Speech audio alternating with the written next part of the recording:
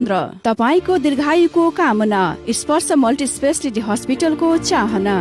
गाउँ सहर सारा गुन्जाउने यो हो रेडियो सान्वी 96.4।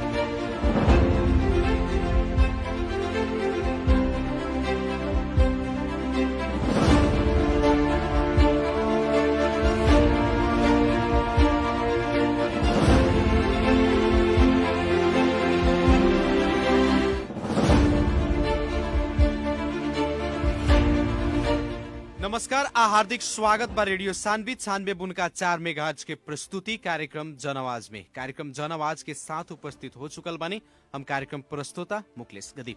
सीधा बात, प्रश्न विचार, आम जनता के प्रतिनिधिमूलक आवाज। कार्यक्रम जनआवाज मार्फत देश के समसामयिक राजनीतिक घटनाक्रम, विकास निर्माण, शिक्षा, स्वास्थ्य, कृषि, रोजगारी लगायत आम जनता से सरोकार राखेवाला हरेक समय सान्दर्भिक विषय पर बहस और छलफल करिन्छन्। कार्यक्रम जनआवाज के मार्फत आम जनता के समस्या संबंधित निकाय तक पहुंचावे के और उस समस्या समाधान करे के खातिर संबंधित निकाय के जिम्मेवार और जवाबदेही बनावे के प्रयास भी करनेछन्। कार्यक्रम जनआवाज अपने हरेक दिन रेडियो सान्वी 96.4 मेगाहर्ट्ज के तरंग के मार्फत से और साथ ही साथ रेडियो सान्वी के ऑफिशियल फेसबुक पेज आ साझा डेली के ऑफिशियल फेसबुक पेज से एक ही साथ ये कार्यक्रम सुनते आ रहल बानी। कार्यक्रम जनआवाज के आज के बहस और छलफल में खास करके नेपाल निर्माण व्यवसायी संघ पर्सा के ऑफिस में शनिचर के दिने जो तालाबंदी भइल, वही तालाबंदी के लेकर के आज हमनी के काल भी बहस और छलफल के लिए सन। काल हमनी के बहस में खास करके नेपाल निर्माण व्यवसायी संघ पर्सा के पूर्व अध्यक्ष और वर्तमान अध्यक्ष लोग के बीच में हमनी के बातचीत करनी सन।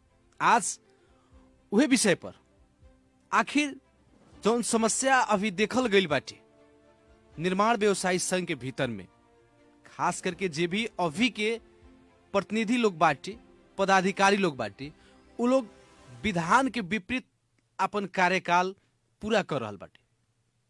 एकरे संदर्भ में हमनी के बातचीत करतनी सन। आज हमनी के कार्यक्रम जनआवाज के बहस और छलफल में खास करके नेपाल निर्माण व्यवसायी संघ पर्सा के सचिव सुरेश जी से और वैसा ही हमनी के उपाध्यक्ष दिवाकर पटेल जी से अपने के बातचीत करें आज के एपिसोड में। लेकिन सबसे पहले हम जोड़े के चाहें नेपाल निर्माण व्यवसायी संघ पर्सा के सचिव सुरेश जी के। सुरेश जी, स्वागत बा कार्यक्रम जनआवाज में। धन्यवाद सर। का हो रहल बाटे अपने लगन के ऑफिस में ताला लाग गइल बाटे, काहे ताला मरवाओ तनी लगन? ना ताला लाग गइल बा ऐसा बात तो नहीं है।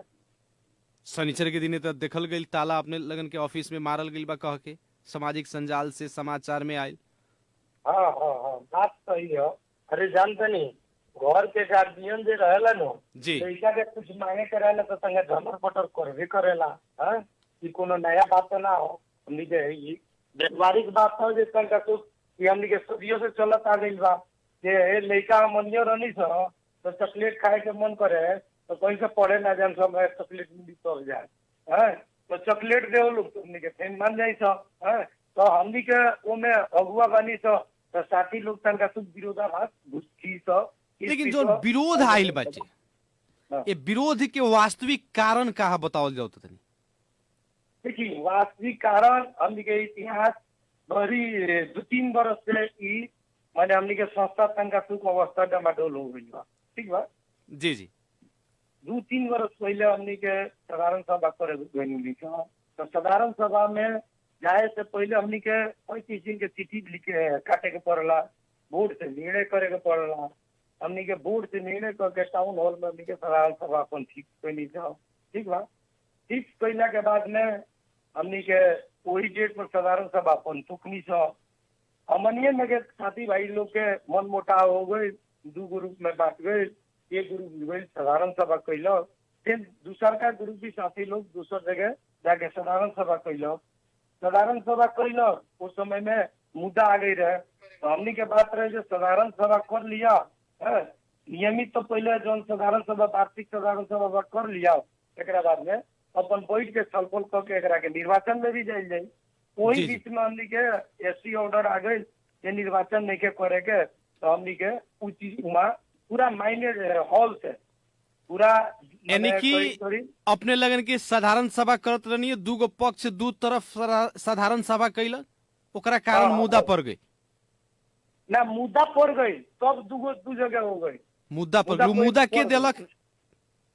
मुद्दा हमनी के वरिष्ठ उपाध्यक्ष जी के थ्रू गई बा, दिवाकर पटेल जी के थ्रू। दिवाकर पटेल जी के। मुद्दा देवे के कारण का रहे?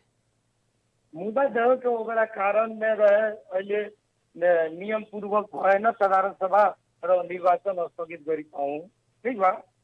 तो वो समय में ऊ मुद्दा रहे, तो साधारण सभा तो रोके ना सकल, यदि ना बोलक अपने के अदालत, जी, जी। हमनी के साधारण सभा भइल, लेकिन निर्वाचन में कुछ त्रुटि रहे, ठीक बा।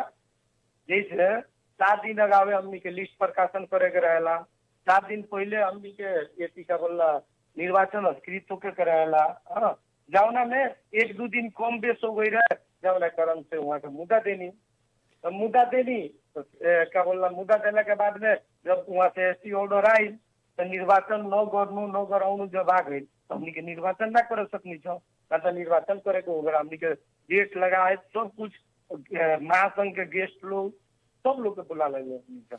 यानी कि एसटी ऑर्डर अपने लगन के लगे बाटे, हाँ एसटी ऑर्डर बा, अदालत से सफा निर्वाचन रोके खातिर एसटी ऑर्डर बा। हाँ निर्वाचन रोके साधारण सभा के बारे में ना बोलक, तो साधारण सभा पहली तो निर्वाचन के बारे में त्रुटि बा कह के मुद्दा पड़ गई, तो वास्तव में 1-2 दिन हमनी के का सोचनी से व्यवहारिक संस्था है, मैंने 7 दिन के बदला में 5 दिन में हमनी के पत्रकार देनी तो, या 7 दिन पहले जो नाम लिस्ट प्रकाशित करे के चाहिए, जो 5 दिन हो भइला पर भइल, 5 दिन बाकी रहला पर जमला के चलते मुद्दा तो वास्तव में त्रुटि तो जब नियम में चल जाए तो 1 दिन होके चाहे 1 घंटा होके, त्रुटि तो त्रुटि हो जमला के चलते वहाँ। लेकिन अभी जौन आरोप लाग रहल बाटे अपने लगन के ऊपर कि विधान के विपरीत जाके अपने लगन अपन कार्यकाल चला रहल बानी, मिली रुआ लगन के चलाओगे? क्या बा देखिए, हमनी के सबसे सुप्रीम पावर हमनी के साधारण सभा, ठीक बा। साधारण सभा ही सबसे सुप्रीम बॉडी है हमनी के, जैसे देश के संविधान बा वो हमनी के बनावे ला साधारण सभा। साधारण सभा में मायने वही दोनों कार्य दूगो जो साधारण सभा वही न वही जो मानते नहीं, अगर आप चुनाव नहीं के हो जी, तो जी। इस संस्था क्या बोल रहा यही तरह से ना छोड़ दिए, संस्था में तो काम करवाई तो करे के पड़ो, पत्र पत्रिका के देवे बा, कर्मचारी के देवे के बा, हाँ, या अपने के डेली रोज के जो काम संचालन करे के बा संस्था के, तो क्यों न क्यों जिम्मेवार तो रहे के पड़ी। तो हमनी के साधारण सभा ही मैंडेट रहा कि जब तक निर्वाचन के अदालत के फैसला नहीं के आवत तब तक ये कार्य समिति चलाई, जहिया अदालत के फैसला आ जाई ओकरा 10 दिन भीतर में निर्वाचन के डेट हो जाई। अब 3 बरस से ज्यादा हो गई, अभी तक अदालत के फैसला ना आयल, मुद्दा आप नहीं लगन करैनी कानून कह के बात भी आ रहल बाटे अपन कार्यकाल में आवे के खातिर। मुद्दा तो हमनिए पर, अध्यक्ष जी पर, हमरा पर, सीडीओ साहब पर, हाँ, विपक्षी में सीडीओ साहब भी बने, निर्वाचन अधिकृत भी बने, हमनिए के विपक्षी बना के मुद्दा भई, तो हमनी के किंग कहते जो हमनी के मिलो मत देखो। सारा बैठक में बुलावते बानी लगन, सारा बैठक अपने लगन करते बानी लगन, तो फिर ना बैठक तो देखिए संस्था हमनी के एगो मंदिर है, हमनी के बाल बच्चा के पालन पोषण करे वाला उस जगह वो पर तो कुछ ना कुछ हमनी के ध्यान रहबे करी नु। जानला के तौर में बुला के मीटिंग बहुत बार मुद्दा उड़वावल जाओ, हमनी के मीटिंग भी बैठल, हाँ, बहुत सा कार्य भी कैनी छ, लेकिन सफल ना हुई। तो अब हमनी के प्रयासे कोई छोड़ दिया, ऐसा बात तो ना हुई, हमनी के तो रोजी रोटी के उनमें सवाल जुटल बा, तो हमनी के अपन प्रयास के छोड़ दें, हमनी के तो मीटिंग बैठा के कोनो ना कोनो एगो निष्कर्ष निकाले में तो एक बार ना जब टिकले रही आदमी प्रयत्न करी कि एकरा के अच्छा से संचालन कर जा, मुद्दा मुकदमा उड़वावला, एगो नया मैंडेट कब तक हो रही सुरेश जी? यही लगन के संस्था चली कि जौन विवाद आइल बाटे ई विवाद हो रहिबो करी, एकरा प्रति अपने लगन कितना गंभीर बानी? देखिए हमनी के सोच रहे जे मुद्दा 1 से 2 केसी में उड़ा गई, ठीक बात। हमनी के वकील साहब भी कहलक लोग मुद्दा में कोनो दम नहीं के, एक से 2 केसी में जाके मुद्दा उड़ा गई। लेकिन आज 3 बरस हो गए। हम बताओ तनी 2 बरस से हेलल बा जी जी का भाई जे ओमे करीब 1.5 बरस कोरोना काल खा गई, जौना में मुद्दा चलबे ना कोई, ठीक बा। तो कोरोना काल में अपने के चलते ना रहे अदालत, ऊपर चलते कुछ लम्बा गए। ओकरा बाद में हर बार केसी में चढ़ता तो दुर्भाग्य कही या एकरा के देखे के नजरिया जो लोग है वहाँ क्या बोला बहस करे जाता लोग। आज से 7-8 दिन पहले भी बहस रहे, वकील हमनी के गई लोग, वो पक्ष के वकील रहे, वो लोग के कोनो कार्यक्रम रहे महासंघ के, जमुना के चलते एसीए दे दिलक, क्या बोला जजे दे दिलक ओकरा के देना। अब दुए पक्ष को वकील आई सके पछि मात्रै बहस हुन्छ। ऐसा और एकरा के कोई एक्सीडेंट कहीं वो अवस्था से के चलते इतना लंबा गई। अब जैसे कि एक और बात कथी आवता कि ई जौन समस्या बाटे, समस्या के कारण से अपने लगन के कार्यकाल लंबियावल गइल बाटे, नया नेतृत्व चयन करे के चुनाव भी नहीं के होकर, एमे अपने लगन एकर फायदा उठा रहल बानी। जैसे कि सदस्यता लेवे खातिर 50,000 अपने लगन तो तोकले बानी, लेकिन जे अपने लगन के आदमी बा ओकरा से 10,000, 15,000, 5,000 में ओकर सदस्यता दे देतानी। जे विपक्षी लोग बाटे वो लोग से 50,000 करतनी लगा। ई का ह काहे एंग हो रहल बाटे? बड़ा संदर्भिक अब आ गइल बनी रहुआ मूल मुद्दा पर। जी जी सत्ता के विवाद सीमा से उत्पन्न होइल ह, ठीक बा। माने विवाद के कारण ये है। हाँ ये शुरुआत जी जी अभी के विवाद के कारण उना शुरुआत हो का बा जे हमनी के संस्था के स्थापना काल से, ठीक बा। ई कोनो नियम कानून के या एमे कोनो सरकार के डोनेशन ना आवेला, ई संस्था हमनी के मिल के ही अपना व्यवहारिकता पक्ष से चलावेला, ठीक बा। शुरू में इस संस्था हमनी के 2048 साल में जब स्थापना हुई वो बेरा 1,000 रुपया सदस्यता शुल्क रहे, सॉरी पहले 500 रहे जी जी। तो 500 भी रहे। तो हमनी के तो सोचा कि जितना सदस्य बन जाए वो तो बढ़िया चीज बा जी, और लोग जुटो हमनी के मजबूत होकी सब। कोनो संस्था में जितना व्यवसायिक जुटेला, जितना मेंबर जुटेला तो संस्था उतना ही परिवार होखेला जी। तो वो बेरा भी हमनी के अवरोध लोग के भी सोचकार है 500 रुपया जब राखो रहे सदस्यता शुल्क, वहू में होके ये भाई 200 डॉलर 300 डॉलर आवो सदस्य बन जा। धीरे धीरे रिन्यूअल के बेरा हमनी के साल में एक बेर रिन्यूअल होखेला जी जी। 4 मकान के बाद में रिन्यूअल के बेरा 100 रुपया दे दो, 50 रुपया दे दो, हमनी के सिफारिश करके बैठाएं तो हमनी के मूल चलावे के संस्था आधार हुए हो। लेकिन तो 5-10 हजार में 1,000 2,000 के जो बात अपने कहनी है, एक ही बेर जब उतना में अपने लगन के सदस्यता रहे, बाद में 5,000 तक भी भइल बाटे, लेकिन 5,000 से एक बेर 50,000 करे के कार्यक्रम का भाई? 5,000 से 50,000 भइल जो संस्था के है जी। संस्था में कुछ माने एगो सिस्टम के आदमी कुछ बीच में का हो गई, कुछ रिंग किस्म के लोग आवे लागल। अहिला के बाद में बोले के एगो शैली खराब हो गई, जेकरा मन करे तेकरा 5,000 रुपया रहे केहू आके सदस्य बन जाए। एकरा बाद में ओकर बोले के जो शैली रहे कोनो योग्यता तय में चुकल नहीं के जे फलना पढ़ल लिखल है ओकरे सदस्यता मिली या उहे लाइसेंस प्राप्त करी, ऐसा चीज तो नहीं के। तो सारा लोग के सोच बनल कि एगो व्यक्तिगत हमर बात ना हो, हमनी के हाउसे से पास कैनी जाओ बुझल। अब हमनी के आवश्यकता लागता जे अब हमनी के 51,000 रखल जाओ, ताकि उमे एगो व्यवसाय करे वाला एगो स्वच्छ छवि के एगो आशा सोच के जे 50,000 रुपया लगाई वो तो कहूँ ना कहूँ एगो स्तर के आदमी हुई न। 50,000 तो रोड पर चलत आदमी तो ना लगा दी जी। तो लेकिन वो 50,000 रुपया सबकरा खातिर बराबर रही तब नु, तो अपन आदमी 200,000 दे देता तो ओकरा के सदस्यता अपने लगन दे देता नहीं, वो ठीक बात बा? अब अभी नवीन बोलते रहनी है ओकरो को हम रुआ के पुरस्कार ये देते हैं। ऐसा जब हमनी के आज से 8 साल पहले हमनी के सदस्यता लागू हुई हमनी के पहले का कार्यकाल में जी जी। जब 8 साल पहले के बाद तो लागू जब भइल 50,000, अब पूरा डिटेल में सुन ली रहुआ के 2 मिनट कहूँ बेसी लाग सके तो रहुआ 50,000 लागू भइल तो वहाँ साथी लोग के विरोध आवे लागल, ठीक बात ये 50,000 रुपया कहाँ से दी तो हमनी के बोर्ड बैठल जो हमनी के साधारण सभा में तो 50,000 कर देनी था, लेकिन वास्तव में 50,000 एक बेर देवे में बहुत दिक्कत होता जी ठीक बा। ओकरा बाद हमनी के माइनेट कहली सर जे ठीक बा एकरा के 2 किस्सा में कर दिया, 25,000 और 26,000 कर दिया, ठीक बा। ओकर माइनेट कैले बनी सर जी जी माइनेट के तहत हमनी के 25,000 और 26,000 में हमनी के 2 किस्सा में कर दी, ठीक बा। ओकरा बाद कुछ लोग आए सदस्य बनल, जन्ने हमरा बुझाता वो बेरा हमरा 30-40 आदमी सदस्यता लेलक।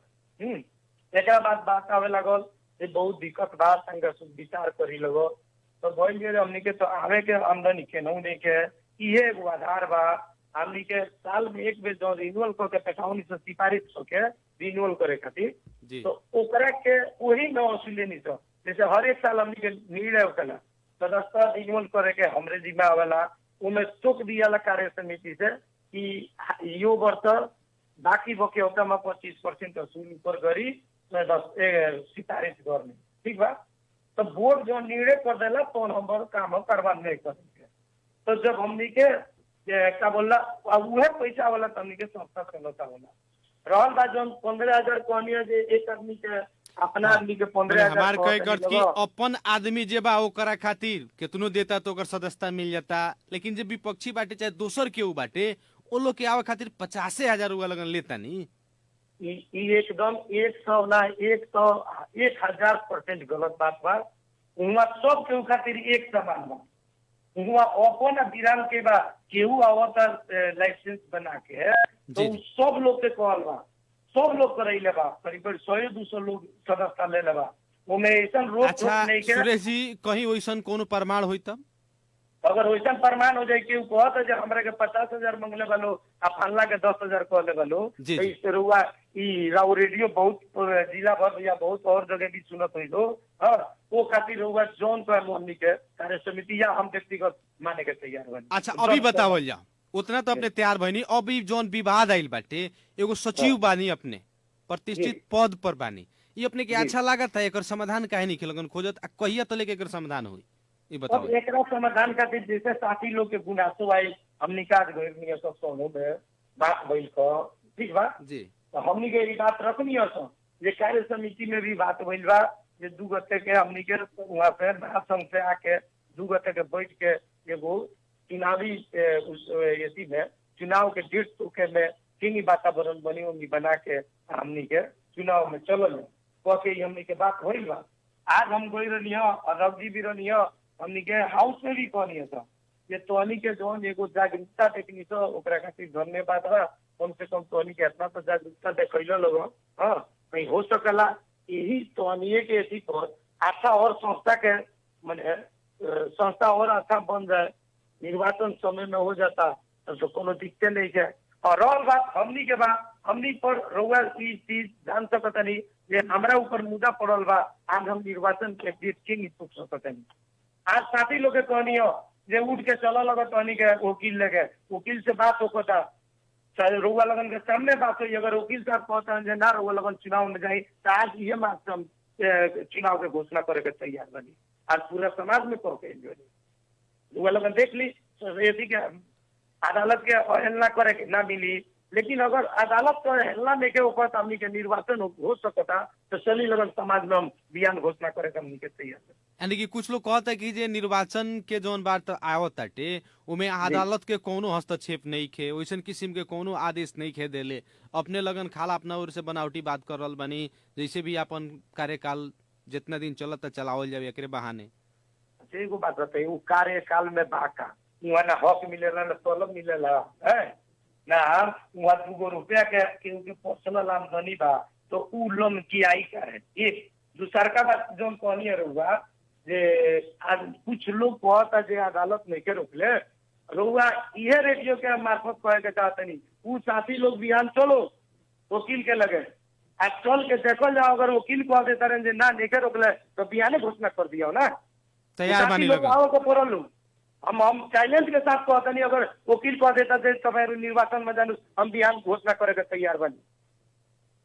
एकरा प्रति अभी के जोन महासंघ के जितना भी पदाधिकारी लोग बाटे चाहे सुरेश जी होकस चाहे और केहू भी हो अध्यक्ष जी काहे ना होकस रमाकांत चौरसिया जी हर केहू माने गंभीरता के साथ एकरा के ले बाटे।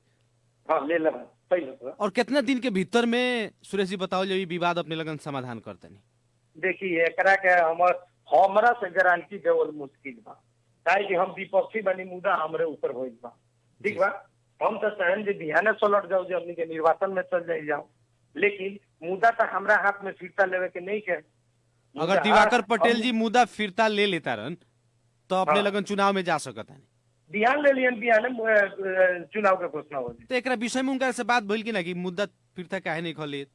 हमनी के 10 बेर से ज्यादा हुआ लोग के साथ में रह के ई वातावरण बनल बा। लोग कहता जे प्रयास नहीं कर लगन पे ऐसा बात नहीं है। 10 बेर से ज्यादा हमनी प्रयास के बने तो ये मुकदमा हटावल जाओ, हमनी के एगो नया जनादेश के लियावल जाओ, ताकि संगा जोश जानर हो आ संस्था के हमनी के एगो अच्छा तरह से संचालन करे में सेवा पुगो कह के ई बहुत बार बात भइल बा। ऐसे बात नहीं के हमनी के बात नहीं कर, यानी कि छलफल भइल बा, लेकिन छलफल अब मुद्दा के कारण से निष्कर्ष पर नहीं के पहुंचे सकल। जी निष्कर्ष पर नहीं के पहुंचे। जाते जाते हमनी के अपने के फोन कटी तो हमनी के दिवाकर जी से बात करें सर। जी का कहे के चाहे आम अपने निर्माण व्यवसायी संघ के जे भी पदाधिकारी लोग बाटे, चाहे अपने के संस्था से जुड़ल जे भी शुभेच्छुक लोग बाटे, उ लोग के का कहे के चाहे कार्यक्रम के मार्फत? हमर उहे रिक्वेस्ट बा कि संस्था के लोग तंका और धैर्य रखो। हमनी के वातावरण करीब करीब बहुत पॉजिटिव कहले बनी छ। देखी हम रुआ कोने जे गारंटी ना लेम जे मुद्दा बिहाने हो रही, काहे कि हम मुद्दा कोइले नहीं की कोइले रहती तो रुआ के हम वचनबद्ध होती, रुआ मार्फत वचनबद्ध होती जो हम हे दिन निकाल रहे मुद्दा निर्वाचन में चल जाए। लेकिन हमारा ऊपर मुद्दा भइल बा तो हम तो ऊपर जब अदालते से जवाब दे या जे मुद्दा कैले बा घींच ली ओकरा बाद में हम जाना जिसमें नया जाना जिसमें जाना वो से हम निर्वाचन से कहूँ दूर नहीं की, समाज से कहूँ दूर नहीं की। हमनी के चाहता नहीं सो निर्वाचन हो जाओ, जेकरा के लोग बनाई वो आके नए जनादेश लिया के नया तरीके से एकरा के संचालन करो। हो सकेला कमी कमजोरी इंसान में ना होकेला, ऐसा बात नहीं के जेकरा में कमी कमजोरी ना होकेला वो भगवान होकेला। तो हमनी के तो मानव हो सब, कलयुग के मानव हो सब, तो कहूँ ना कहूँ त्रुटि कमी बेसी तो केहू में हो सकता। एकदम जे काम करेला ओकरा से त्रुटि होकेला। तो एक बेर अगर केहू से त्रुटि हो गइल बा एकर मतलब ओकरा के विनाशे कर दिया, ई बात निमन चीज ना हो। उ गलती के रियलाइज करावल जाओ, जहाँ कमी कमजोरी बा ओकरा के फुलफिल कर जाओ। आवेला दिन कान में कान मिला के चले जाओ। हमनी के घर एगो सीता के घर हो, अगर हमनी के 500 सदस्य बा 500 सदस्य में एगो सदस्य भी हमनी के विपक्ष में चल जाता तो शायद हमनी के सब केहू के कार्य पड़ी। आज तो एगो झूठ एगो समूह एगो समाज ओकरा में लागल बा ना, एकरा के जल्दी खींचे पानी करी लगल। वो से हमर सब के उसे रिक्वेस्ट बा, हमरा व्यवसायी लोग से रिक्वेस्ट बा कि हमनी के उसे एक डेट चुनाव से पीछे नहीं की चुनाव में जाए के हमनी के तैयार बनी छ। लेकिन जौन एगो बाधा अड़काऊ फुकाऊ जो अवस्था बा एकरा में साथी लोग भी पहल करो, हमनी पहल करते नहीं छ। एगो वातावरण मिला के एकरा के निर्वाचन में जाइए। हम चलिए बहुत बहुत धन्यवाद, बहुत सुंदर विचार रखनी, अपन बात रखनी एकरा खातिर। आदरणीय जन समुदाय कार्यक्रम जन आवाज के आज के बहुत और छलफल खास करके नेपाल निर्माण व्यवसायी संघ पर्सा के जो अभी विवाद बाटे कार्यकाल के लेकर कुछ लोग के आरोप बाटे कि अभी के जितना भी जे पदाधिकारी लोग बाटे ये लोग विधान के विपरीत काम कर रहा बाटे। जे कार्य समिति के सदस्य लोग बाटे उ लोग के कहनाम बाटे कि मुद्दा पड़ल बाटे अदालत में, अदालत से आदेशे बा कि निर्वाचन में ना जाए के, जेकरा कारण से हमनी के अभी तक नया नेतृत्व चयन करे के खातिर निर्वाचन में नहीं सन जा सक, अदालत के अवहेलना नहीं सन कर सक। लेकिन अब जे मुद्दा देलक ओकरा से हमनी के बातचीत करें सन कौना कारण से अपने मुद्दा देनी और अपने के मुद्दा के कारण से एबरा संस्था प्रभावित बाटे, संस्था के जो गतिविधि बाटे वो देखल जाए तो बहुत बेहाल हो चुकल बाटे। दिवाकर पटेल जी से हमने के बातचीत करें सन, वहां के नेपाल निर्माण व्यवसायी संघ पर्सा के उपाध्यक्ष बानी और वहां हमने के फोन संपर्क में भी जुड़ चुकल बानी। दिवाकर जी स्वागत बा कार्यक्रम जन आवाज में। धन्यवाद। का हाल खबर बाटे? ठीक हो गए। काहे मुद्दा कर देले बानी अपने के मुद्दा के कारण से एबरा अपने के महासंघ में तालाबंदी हो गई बाटे? मुद्दा तो आजकल के थी ना, बहुत पुराना ये थी, हो करीब 2 साल पहले जी। मुद्दा के वजह कह रहे कि वो 76/8/30 गते के हमने के अधिवेशन से थी चुनाव के मिति घोषणा कोई नहीं गया। वही क्रम में मिति घोषणा कैला के बाद, जबकि हमनी के विधानतक व्यवस्था बा कि स्थिति मिति घोषणा कैला के बाद का होला कि सदस्यता प्रदान करे के ना हुई। अब वो बड़ा क्लोजिंग के चर्चा चलल कि सदस्यता देवे वाला काम हमनी के बंद कैल जाम, वो बड़ा चर्चे में रह गए, निर्णय आधिकारिक रूप से ना होके सकल। चुनाव के एक सप्ताह पहले तकले अनलीगल रूप से सदस्यता वितरण भइल जी। उस सदस्यता वितरण भइला के वजह से जौन विधान तो होके के चाहे वो विधान तो ना होके सकल, जौना के चलते हमनी के ऊपर कुछ साथी लोग के आपत्ति जनैनी जा, वो तही आपत्ति जनैला के बाद भी वो बात ना सुने सकल लोग अध्यक्ष जी, सचिव जी, जौना के चलते हमनी के अपन कार्य समिति के सब साथी लोग के, हमनी के सलाहकार जीव लोग के, सब अगुआ साथी लोग के ही ओतई भेला कहनी सब भेला से वो बात रखल गेल मास में कि हे कारण से हई अवस्था बाटे, एकरा के का कइल जाम, बयान बिले ऐसे इति फैली कह के जी सब कोई के एगो सर सलाह आयल कि ना ई गलत काम बा, ई चीज के रोके के पड़ल।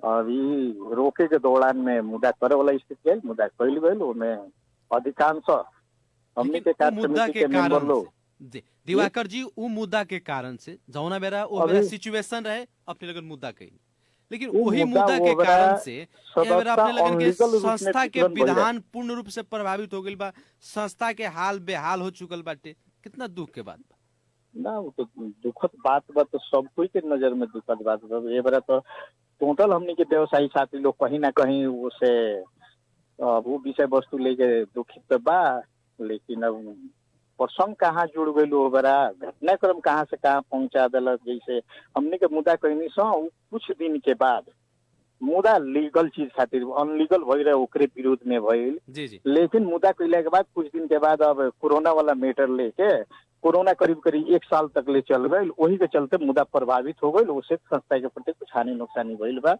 स्वीकारे वाला बात बा। लेकिन अभी जोन विवाद आइल बाटे जी, पहले तो विवाद ना रख हो, मुद्दा अपने लगन देनी लगन, लेकिन वो तो मुद्दा भइल, जे अपने लगन से आबद्ध रहे उहे लोग जनल। एह बेरा विवाद आ गइल बा, सार्वजनिक रूप में हो गइल बा, सामाजिक संजाल से मीडिया तक आ गइल बाटे। अभी अपने लगन के अच्छा लागत सामाजिक संजाल में वो मुद्दा संबंधी बात रूरा लगे पहुंचल बा, मुद्दा संबंधी केवल बात बा कि और कुछ विषय वस्तु बा। मुद्दा के बात नहीं खे, ई जोन विवाद बाटे अभी के अपने लगन जोन पदाधिकारी बानी जी जी अपने लगन विधान के विपरीत जाके अपन काम करता नहीं लगन, नया नेतृत्व चयन करे खातिर वोटिंग नहीं होत, अधिवेशन नहीं की लगन करत, बात ए पर बाटे। अधिवेशन ओवरा भी भई रहे, छोटे छोटे अधिवेशन की स्थिति आई, छोटे छोटे अधिवेशन भई रहे, क्या साधारण सभा भई रहे, साधारण सभा से मैंडेट भी लिए रहे छोटे छोटे।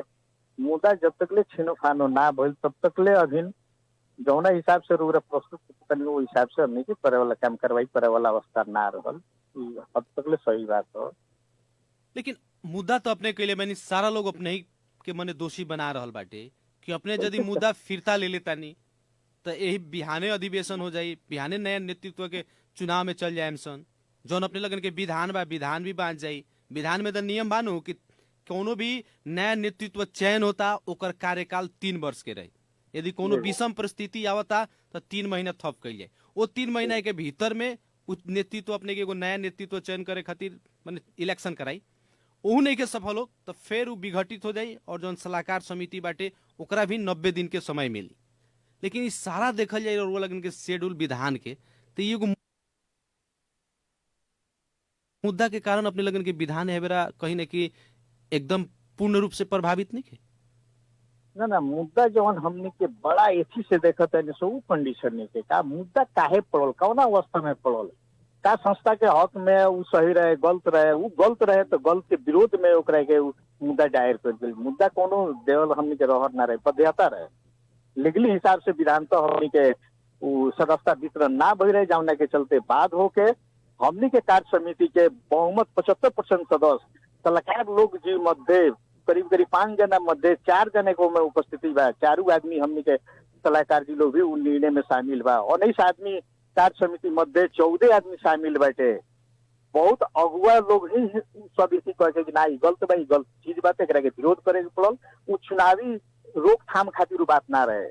चुनाव से जुड़ल विषय ना रहे, सदस्यता के लेके ही विवाद चलता। ठीक बा, सदस्यता के लेके अपने लगन सदस्यता सदस्यता में कहीं ना कहीं जे गैर कानूनी ढंग से सदस्यता वितरण भई रहे, धांधली भई रहे, उमे आपन पक्ष लोग के मात्र सदस्यता देहल गई रहे, ओ बेरा की जायज सिचुएशन है। अब विश्व से जानकारी ले ली हमरा से, ओमे कहा रहे कि जैसे हमने के कोई भी निर्माण व्यवसायी साथी अगर हमने से सदस्यता जुड़े के चाहता तो सदस्यता शुल्क 51,000 हमने के संस्थागत एगो निर्णय बटे जी जी, जो उनके हाउस के पास बटे, ओमे हमनी के सचिव जी ओवर के कि कुछ मनपोली कह के ओमे 15,000 10,000 रुपया लेके सदस्यता वितरण कैले रहलन। उ चुनाव प्रभावित होखे वाला स्थिति रहे, उ करे वाला, जबकि रसीदे 51,000 के कटल बा।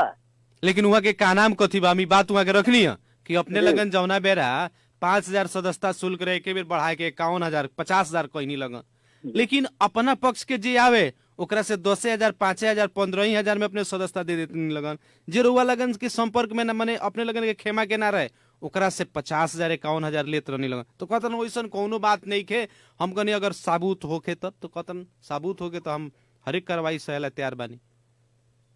देखिए अब उ का कहलन सुनलन उ सत्यता ना हो।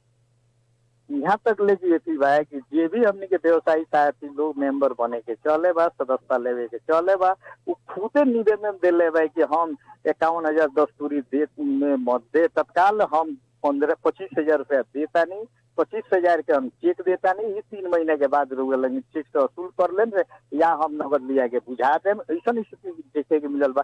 फिर भी हमें सचिव जी के टोक बा कि ना तत्काल 10,000 रुपया लियाओ, ये आदमी के सदस्यता वितरण कर दिया, जबकि एकल सदस्यता सचिव जी के निर्णय कह के दे वाला स्थिति ना हो। कार्य समिति जब तक निर्णय ना करी तब तक पैसा आयल बा तो बैंक दाखिला नहीं के भाई, तब ये लोग के गोजी में रहल बा का, तो वो चीज तो आधिकारिक ना भइल, वो सदस्यता वितरण तो आधिकारिक ना भइल, वो तो लीगली ना भइल। लेकिन अभी तो दिन प्रतिदिन देखल जाए तो अभी महासंघ जोन बाटे अपने लगन के महासंघ में भाड़ भइले जाता। अभी की आवश्यकता तो बानू की अब नया नेतृत्व में जाए के पड़ल, नया कार्य समिति बनाओ के पड़ल, एमे और भूमिका का रही, अपने जो मुद्दा देले बानी उ मुद्दा के तो घींचे के पड़ल, सहज वातावरण बनाओ के पड़ल। सुने ना, मुद्दा उद्योग करे वाला तो प्रश्न ना है, मुद्दा जब तक ले जौन एपी में दियाइल बा, जौन उद्देश्य के दियाइल बा, सम्मानित अदालत जब तक ले ओकरा के छीनो फानो नहीं थे करत, तब तक ले तो उद्योग के या सतह उ गलत चीज के बढ़ावा देवे वाला तो बात ना होई।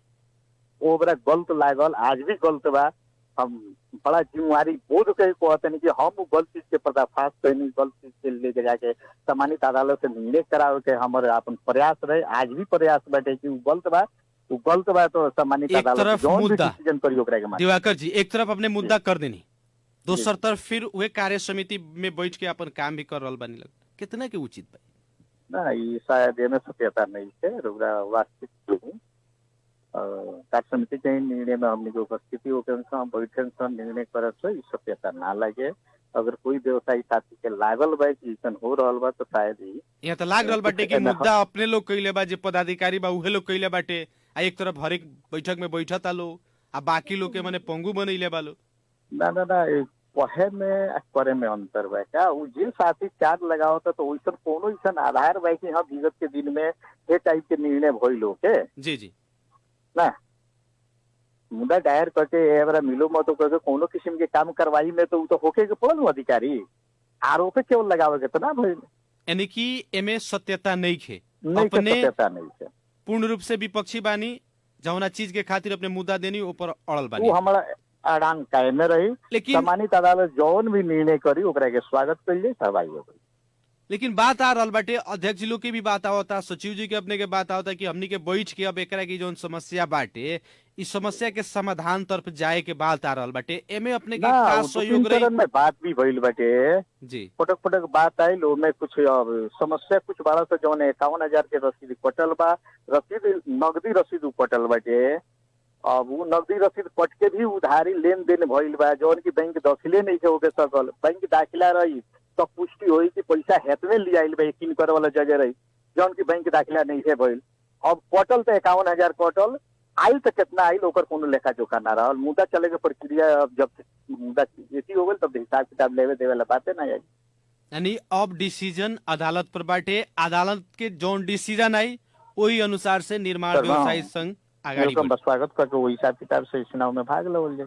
लेकिन जौन वातावरण बनाओ के कहता लोग कि चुनाव में जाए खातिर अभी वातावरण बनाओ के ओमे अपने के सहयोग रही कि ना ओमे का भूमिका अपने को खल कइल जा सकता, कौना हिसाब से बात आवता, कहाँ तक ले आवता, तो बात के दौरान में नुमाई हमनी के संस्था के प्रति नेगेटिव सोच नहीं के, संस्था के हक के विपरीत काम हो रहे उ सही ट्रैक में लिया खातिर तो हमनी के मुद्दा करे वाला यानी कि फिर से संस्था के गरिमा बचाव के खातिर यदि कोनो पहल प्रयास होता ओमे अपने के भूमिका रही, ओमे शरीक रहल जाए, का आवत प्रतिक्रिया उ हिसाब से प्रस्तुत। चलिए बहुत बहुत धन्यवाद देव के चाहेम दिवाकर जी अपन बात रखनी कार्यक्रम जन आवाज के साथ। आदरणीय जन समुदाय, कार्यक्रम जन आवाज के आज के बहस और छलफल खास करके हमनी के निर्माण व्यवसायी संघ पर्सा के जौन अभी गतिरोध बाटे, जौन गतिविधि अभी देखल जा रहल बाटे, एक पक्ष दूसरे पक्ष प्रति आरोप प्रत्यारोप, ऐसे संस्था के कहीं ना कहीं गरिमा गिरते जा रहल बाटे। ऐसे जे भी संस्था के जिम्मेवार व्यक्ति बाटे, जिम्मेवार पदाधिकारी लोग बाटे, उ लोग के पहिल का फर्ज बनता कि संस्था के गरिमा बचाओ के पर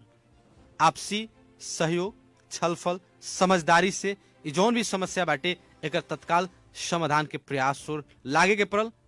कार्यक्रम जन आवाज के मार्फत से हमनी कहे के चाहे सर कार्यक्रम जन आवाज के आज के बहस और छलफल सुनी एक अपने लोग के बहुत बहुत धन्यवाद देवे के चाहे। विशेष धन्यवाद नेपाल निर्माण व्यवसायी संघ पर्सा के उपाध्यक्ष दिवाकर पटेल जी के, वैसे ही सचिव सुरेश प्रसाद जी के बहुत बहुत धन्यवाद देवे के चाहे।